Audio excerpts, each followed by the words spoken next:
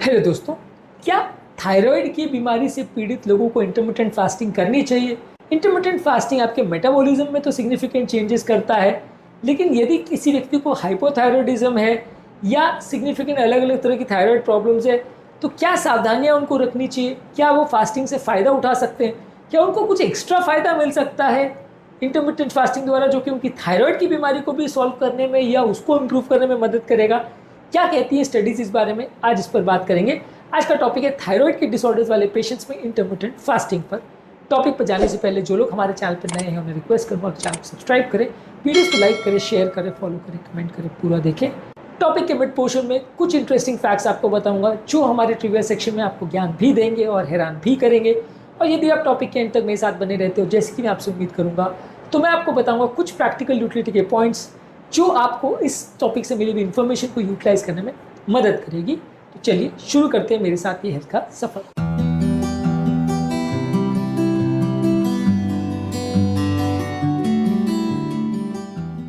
यदि आपको थायराइड की प्रॉब्लम है तो क्या आप इंटरमिटेंट फास्टिंग कर सकते हैं?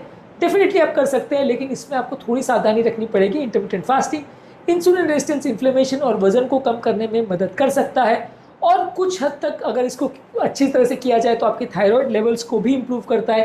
कई इन्फ्लेमेशन रिलेटेड थायराइड की बीमारियों में आपको इंटरमिटेंट फास्टिंग से मदद मिल सकती है।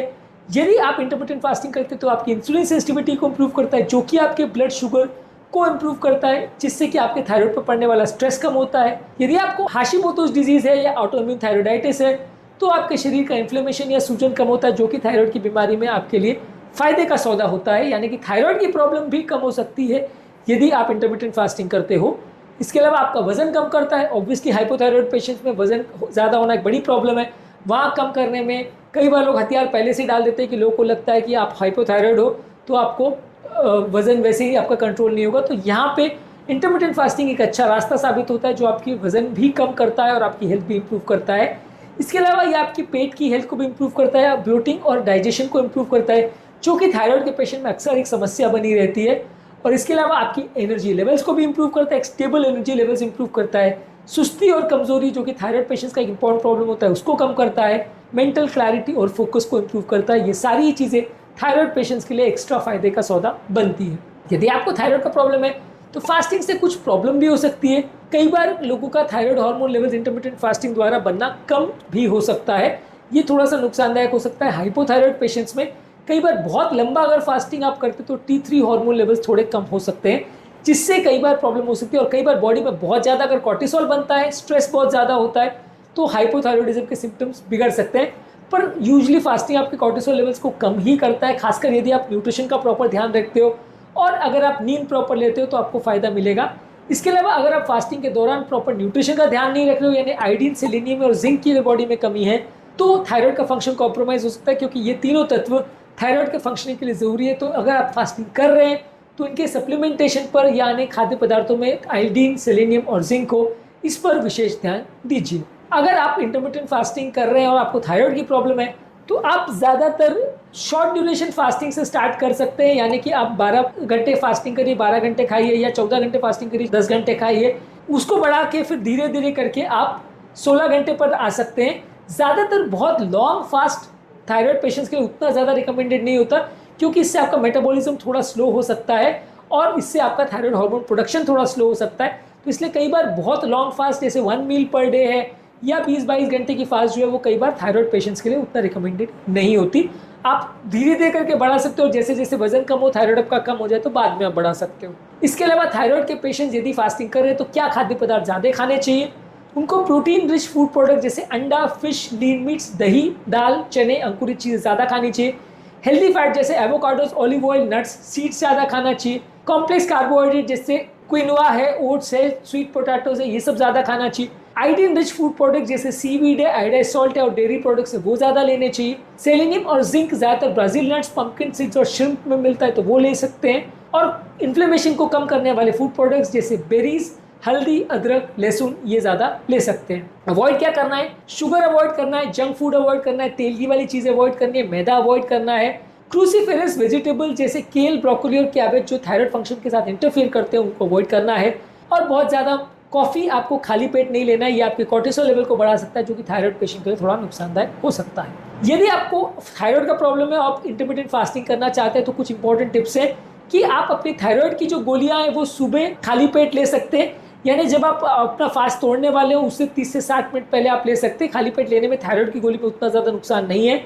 इसके अलावा अपने प्रॉपर विटामिन, मिनरल्स और प्रोटीन्स का ध्यान रखिए। न्यूट्रिएंट डेंस फूड प्रोडक्ट्स लीजिए, बहुत ज़्यादा processed food, junk food, sugar वाले फूड और मैदे वाले फूड्स बिल्कुल मत लीजिए। यदि आपको बहुत ज़्यादा कमजोरी, सुस्ती का एहसास हो रहा है तो अपने फास्टिंग के विंडो को थोड़ा छोटा कर सकते हैं, एडजस्ट कर सकते हैं। बहुत हेवी कैलोरी रिस्ट्रिक्शन एटलीस्ट शुरुआत में मत करिए, नहीं तो आपको थायराइड का थोड़ा प्रॉब्लम बढ़ सकता है। बहुत aggressive fasting strategy early phases में थायराइड प्रॉब्लम के साथ, खासकर सीवियर थायराइड प्रॉब्लम के साथ मत करिए।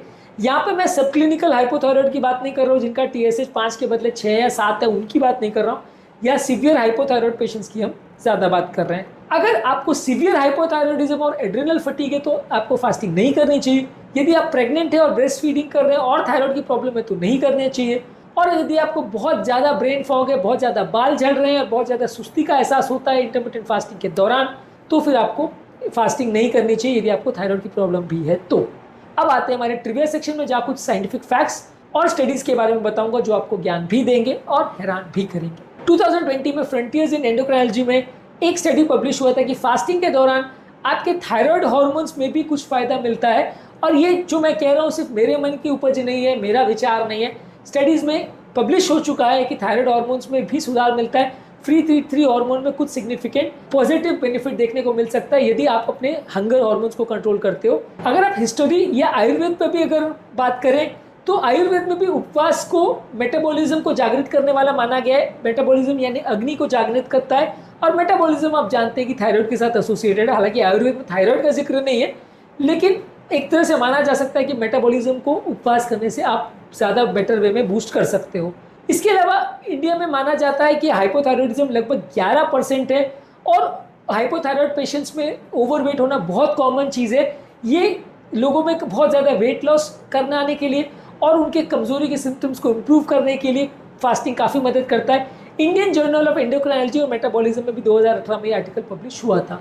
इसके अलावा चूहों में ये स्टडी की गई थी और इन्होंने पाया था कि माउस मॉडल्स में यदि आप फास्टिंग करवाते हैं और उनको थायराइड का प्रॉब्लम है तो T4 to T3 कन्वर्जन, जो कि थायराइड पेशेंट्स के लिए फायदेमंद है, वो ज़्यादा देखने को मिलता है यदि वो फास्टिंग करते हैं। बहुत एक्सट्रेसिव लॉन्ग ड्यूरेशन फास्टिंग बॉडी में स्ट्रेस हार्मोन ला सकता है, जो कि थायराइड को एडवर्सली इफेक्ट कर सकता है। तो एटलीस्ट इनिशियल फेज में बहुत लॉन्ग ड्यूरेशन फास्टिंग ना करें, ऐसा भी स्टडीज ने शो किया है। ऑल्टरनेटिव फास्टिंग ट्रायल 2021 में USA में पब्लिश हुआ था। इसमें इन्हें पाया था कि थायराइड के पेशेंट्स में जो लोग ऑल्टरनेटिव फास्टिंग कर रहे थे उसमें फटीग, डिप्रेशन और वेट पैरामीटर्स सिग्निफिकेंटली ज़्यादा बेटर पाए गए थे। इसके अलावा साइंटिफिक कॉन्सेप्ट ये है कि यदि आप फास्टिंग करते हो तो बॉडी का सेल्फ हीलिंग मैकेनिज्म एक्टिवेट हो जाता है, जो कि आपके थायराइड सेल्स में हुए डैमेज को इम्प्रूव करता है और लोगों को थायराइड सेल्स में भी हीलिंग में कुछ फायदा मिल सकता है। इसके अलावा रमजान के टाइम ऑब्जर्वेशन स्टडीज में पाया गया था कि यदि आप सुबह के टाइम दवा लेते हो और अपने फास्टिंग के टाइमिंग के साथ उसको मैच नहीं करते हो तो थायराइड वेरिएशन में सिग्निफिकेंट मिस्टेक्स या वेरिएशन देखे जा सकते हैं आपके लेवल में। तो ये प्रूव करता है कि अपने फास्टिंग टाइम को अपने मेडिसिन टाइमिंग के साथ सिंक्रोनाइज करना ज़रूरी है, और कोशिश ये करिए कि आप जब अपना फास्ट तोड़ रहे हो उस टाइम पे यदि आप अपना मेडिसिन लेते हैं तो सबसे बेस्ट है। अब आते हैं हमारे मेन सेक्शन में कि इस इन्फॉर्मेशन को हम प्रैक्टिकली कैसे यूटिलाइज कर सकते हैं। हाइपरथायराइड पेशेंट्स में, खासकर जिनको हाशिमोटोज या इन्फ्लेमेशन रिलेटेड थायराइड का प्रॉब्लम है, वहाँ फास्टिंग से फ़ायदा होगा, लेकिन बहुत लंबे फास्टिंग मत करिए। ये आपकी एनर्जी लेवल्स को इंप्रूव करेगा, लेकिन बहुत ज़्यादा अगर सुस्ती लग रही है, बाल झड़ रहे हैं या बॉडी टेम्परेचर बहुत लो हो रहा है तो उतना ज़्यादा फास्टिंग मत करिए। बेसिकली हाइपोथायराइड पेशेंट्स में इंटरमिटेंट फास्टिंग आपकी मेटाबॉलिज्म को सुधारने में और एनर्जी लेवल्स को स्टेबलाइज करने में, आपके एनर्जी पैटर्न्स और एनर्जी लेवल्स और अलर्टनेस को इंप्रूव करने में मदद करता है। ज़रूरी है कि फास्टिंग करने से पहले आप मेडिसिन की टाइमिंग पर विशेष ध्यान रखिए। अगर आप प्रॉपर स्ट्रक्चर डिसिप्लिन मेंटेन करते हैं तो आपकी फूड की क्रेविंग भी इंप्रूव होती है, इमोशनल ईटिंग भी इंप्रूव होती है, जो कि हाइपोथायराइड पेशेंट्स में वजन कम करने में काफ़ी हद तक उपयोगी होती है। तो अगली बार जब आप इंटरमिटेंट फास्टिंग के बारे में सोचते हैं और यदि आपको लगता है कि आपको हाइपोथायराइडिज्म का प्रॉब्लम है और आपको वजन कम करने में थायराइड का व्यवधान आ रहा है, तो इंटरमिटेंट फास्टिंग के रास्ते को आप चुन सकते हैं। ये आपकी वजन की प्रॉब्लम को भी कम करेगा और हो सकता है इन द बार्गेन आपका थायराइड को भी ठीक कर दे। पर लेकिन थोड़ी सावधानी ज़रूरत है, खासकर उन लोग को जिनको सीवियर थायराइड का प्रॉब्लम है और यदि उनको साइड इफेक्ट्स हो रहे हैं तो थोड़ी सावधानी ज़रूरत है। अपने डॉक्टर को कंसल्ट करिए और फास्टिंग का प्रयोग कर सकते हैं आप। सावधानी पूर्वक यदि करेंगे तो आपको इससे फ़ायदा ही मिलेगा, नुकसान नहीं। फास्टिंग का मतलब सिर्फ भूखे रहना नहीं है, एक समझदारी, एक स्ट्रैटेजी है जो कि आपके हार्मोन्स में एक बैलेंस उत्पन्न करती है और आपको ज़्यादा हेल्दी बनाती है। सही तरह से इस औजार का या इस अस्त्र का यदि प्रयोग करते हैं तो बहुत बड़ी बड़ी लड़ाइयाँ, इवन हाइपोथायरॉयडिज्म जैसी बड़ी बीमारी से भी लड़ाई को हम जीत सकते हैं। उम्मीद करूँगा कि आज के टॉपिक में कुछ नई बातें जानने को मिली होगी। जो लोग हमारे चैनल पर नए हैं उन्हें रिक्वेस्ट करूँगा कि चैनल को सब्सक्राइब करें, वीडियोस को लाइक करें, शेयर करें, फॉलो करें, कमेंट करें, पूरा देखें। और यदि इस टॉपिक को संबंधित आपकी कोई कमेंट्स क्वेरीज है या आपको ये टॉपिक अचंभित करने वाला लगा तो कमेंट सेक्शन में लिखकर हमें ज़रूर बताएं।